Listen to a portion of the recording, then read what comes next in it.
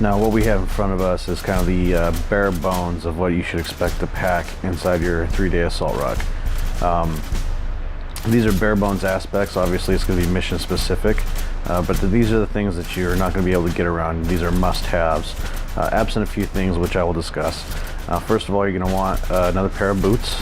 You're going to want a BDU top and bottom, a cold weather jacket, at least 3 MREs, a medical pack, 2 clean undershirts, 2 clean pairs of socks, toiletry set, a pair of work gloves. I'd like to keep a couple accessories with me. I consider these, you know, must-haves. A set of 550 cord, obviously my night optics, a good solid knife, and extra ammo. Now, in addition to all this stuff, you're going to want to carry about a gallon of water on your person. I don't have it shown here because I typically carry most of my water on my LBV or my LCE, but you do want to have at least a gallon kind of split between your assault pack and your battle rattle. Now, I like to load my assault packs by putting in first what I'm least likely to need. Now, this is going to vary depending on the situation and the type of mission that you're running, but typically I'm going to put my cold weather gear at the very bottom. So beneath the boots I have my cold weather jacket. Next are going to be the boots. Now I may switch these out, but you know, again, it's fairly unlikely that these are going to be used unless I'm in a really wet environment. After that, it's going to be my spare BDU sets,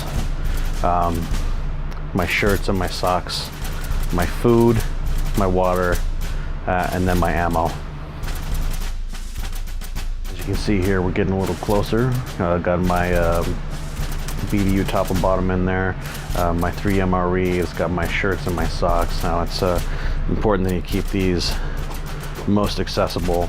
As anybody knows that's been in the military, changing out a shirt can make you feel like $1,000,000, and same thing with the socks. So we've got most of the essentials in here and packed away, and you can see that we're really stretching this thing to the breaking point. You know, we're almost out of space, and I still got quite a few extra things to put in here.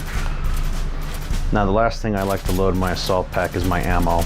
I do this to make sure that it's most easily accessible. The 2 most important things you want to be able to get to immediately are going to be ammo and water. Now obviously you want to keep your ammo somewhere where you can get to it quickly in case you get engaged. You don't want to be digging through your stuff and dumping out your pack in the middle of the field when the enemy's bearing down on you. So here I have 8 additional magazines. I load them in bottom up to keep dust and dirt, water, moisture, things like that from gathering inside the magazine and causing jams. After I've loaded those in, the very last thing that goes in is my night optic.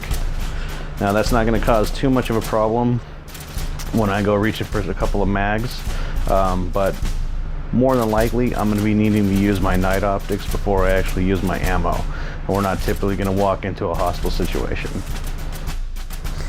And there you have the fully loaded 3-day assault pack. This is the standard issue Army assault pack. And what we're going to do now is we're going to compare this to the Monstrum 3-day assault pack, and we're going to field it and see how it does out on the range. Alright, so we've transferred everything over from the regular Army assault pack to our Monstrum bag. You can see how much extra room I have in here. This has got the cold weather gear, my extra set of BDUs, my boots, work gloves, see the socks and shirts, 3 MREs, extra ammo, an exterior pouch, and down there my night optic. So what we're going to do now is we're going to zip this up and we're going to field this bag and see how it does. So we tested the Monstrum Tactical 3-day assault bags for about an hour during a field patrol. We hadn't anticipated it, but it was actually raining pretty hard, lightning, thunder, a little bit of hail. While it wasn't something that we were expecting to encounter, it ended up being a good thing for us because we had the opportunity to test these bags in a wet environment. One of the things that we immediately noticed with these bags was their comfort. Now normally with Army issue gear, it's not always the best comfort. It doesn't always fit your body very well. The Monstrum Tactical bags actually allow for quite a bit of customization when it comes to your size and stature.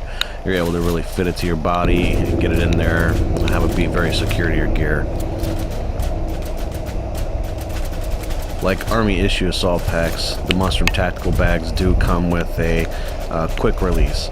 Now this is something that's important to have because if you do get engaged, you want to be able to drop your pack so you can lay down fire and engage the enemy. This also comes as a plus because you can use your bag as cover.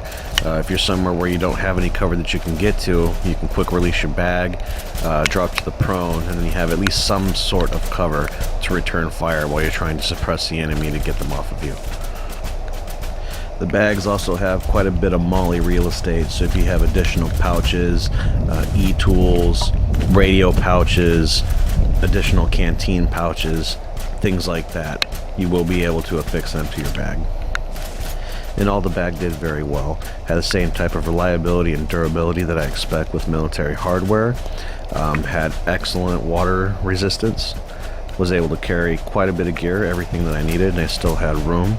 Was very comfortable, was not constricting. I was able to move very well, was able to pull up my weapon. It didn't constrict any of my fighting stances. Definitely a good buy. Right now, the Monstrum Tactical 3-Day Assault Pack in Coyote Tan is on sale for $49.95. You can click over to monstrumtactical.com. I'm leaving the link in the subscription. Be sure to go there and check it out, and check out all the additional accessories that Monstrum has to offer. This is Sergeant Warner, NCOIC, Delta Company 1st Platoon, Death Dealers, out.